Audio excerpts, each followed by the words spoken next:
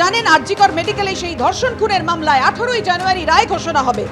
18ই জানুয়ারি দুপুর 2:30টায় রায় ঘোষণা করবেন মাননীয় বিচারক। বিচারক প্রক্রিয়া শুরুর 2 মাসের মাথায় রায়ের দিন ঘোষণা।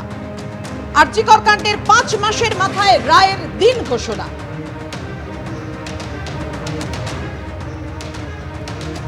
কথা বলবো, আমাদের সঙ্গে রয়েছে নিউজ রুমে আমাদের প্রতিনিধি অতনু হালদার।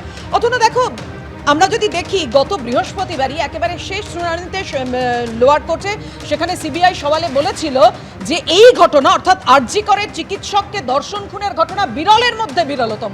সবাই তাকিয়ে রয়েছে কি হবে সেদিন। দেখো, সিবিআই তো তুমি জানো যে এই ঘটনা ইতিমধ্যেই যে তারা সর্বোচ্চ সাজা চায়, সর্বোচ্চ সাজা চায় সিভিক ভলেন্টিয়ার সঞ্জয় রায়ের। এখন পুরো আর.জি. করের ঘটনাটা তুমি যদি দেখো যে ঠিক আজ থেকে 5 মাস আগে 9 আগস্ট এই আর.জি. করের রেপ অ্যান্ড মার্ডারের ঘটনা প্রকাশ্যে আসে এবং জানা যায় যে এই ঘটনাটা ঘটেছে। সেই ঘটনা ঘটার পর যখন কলকাতা পুলিশ প্রথমে তদন্ত শুরু করে, তখন এই সিভিক ভলেন্টিয়ার সঞ্জয় রায়কে গ্রেপ্তার করা হয় এবং তারপর মামলা চলে যায় সিবিআইয়ের হাতে। সিবিআই তদন্ত শুরু করে। এই মুহূর্তে আর.জি. করের এই পুরো ঘটনাটা কেন্দ্র করে 2টো মামলা চলছে। একটা হচ্ছে যে এই আর.জি. করের তরুণী চিকিৎসকের রেপ অ্যান্ড মার্ডারের মামলা, আর একটা হচ্ছে আর.জি. কর হাসপাতালে যে দুর্নীতি হয়েছে বিভিন্ন সময়ে তা নিয়ে মামলা। এবং তুমি জানো এই রেপ অ্যান্ড মার্ডারের ঘটনার আবার 2টো দিক রয়েছে। কীরকম, যে এই রেপ অ্যান্ড মার্ডারের যে মামলাটা চলছে সেখানে একটা হচ্ছে সিভিক ভলেন্টিয়ার সঞ্জয় রায় মূল অভিযুক্ত, যার বিরুদ্ধে সিবিআই চার্জশিট দিয়েছে ইতিমধ্যে, এবং সেই চার্জশিটের ওপর ভিত্তি করেই এই মামলার ট্রায়াল আজকে শেষ হলো এবং আগামী 18ই জানুয়ারি এই মামলার রায় দান। সিবিআই এই মামলায় সিভিক ভলেন্টিয়ার সঞ্জয় রায়ের সর্বোচ্চ সাজা চেয়েছে। কিন্তু এই মামলার আর একটা দিক আছে, সেটা হচ্ছে তথ্য প্রমাণ লোপাট এবং বিগার কনস্পিরেসি অর্থাৎ বৃহত্তর ষড়যন্ত্র। এখন এই পার্টেও সিবিআই তদন্ত করছে।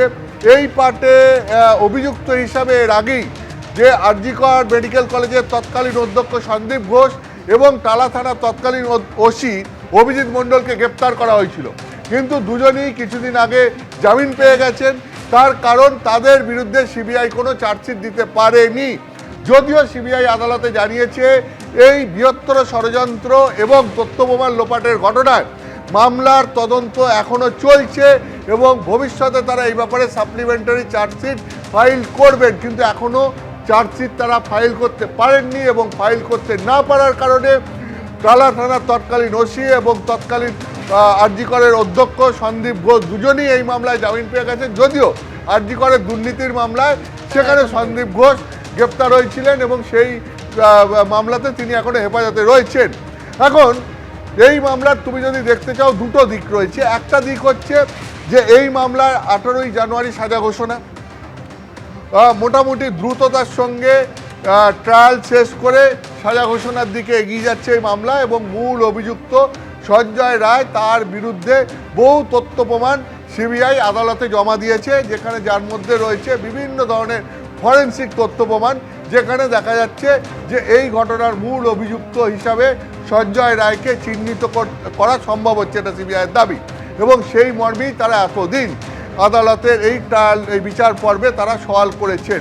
এইটা হচ্ছে একটা দিক এবং এই ব্যাপারে সিবিআইয়ের অফিসাররা আশাবাদী যে সঞ্জয় রায়ের একটা সর্বোচ্চ সাজার আবেদন তারা করেছেন এবং সেই মতো তারা রায় পেতে পারেন, এরকম একটা আশাবাদী সিবিআই একটা জায়গা রয়েছে। কিন্তু এর আবার একটা অন্য দিক রয়েছে। অন্য দিকটা কি, যে এই যে সঞ্জয় রায় কি একমাত্র যুক্ত পুরো ঘটনার সঙ্গে, নাকি আরও কেউ আছে? এই জায়গায় পরিবারের লোকেরা সন্তুষ্ট হতে পারছেন না।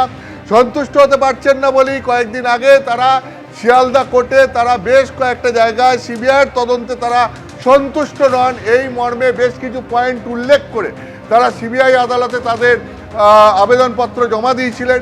ঠিক একইভাবে তারা এর আগে হাইকোর্টে গেছিলেন, কিন্তু হাইকোর্টে এই মামলার শুনানি না হয়, যেহেতু সুপ্রিম কোর্টে মামলা পেন্ডিং রয়েছে, ফলে সুপ্রিম কোর্টেও তারা আবেদন জানিয়েছেন যে তারা এই সিবিআইয়ের তদন্ত প্রক্রিয়ায় সন্তুষ্ট নন। অর্থাৎ পরিবারের একটা অসন্তোষের জায়গা এখনও রয়ে গেছে এবং যে সমস্ত চিকিৎসকরা আন্দোলনে নেমেছিলেন বা যে সমস্ত জুনিয়র ডাক্তাররা আন্দোলনে নেমেছিলেন, তাদের একটা অসন্তোষের জায়গা রয়ে গেছে।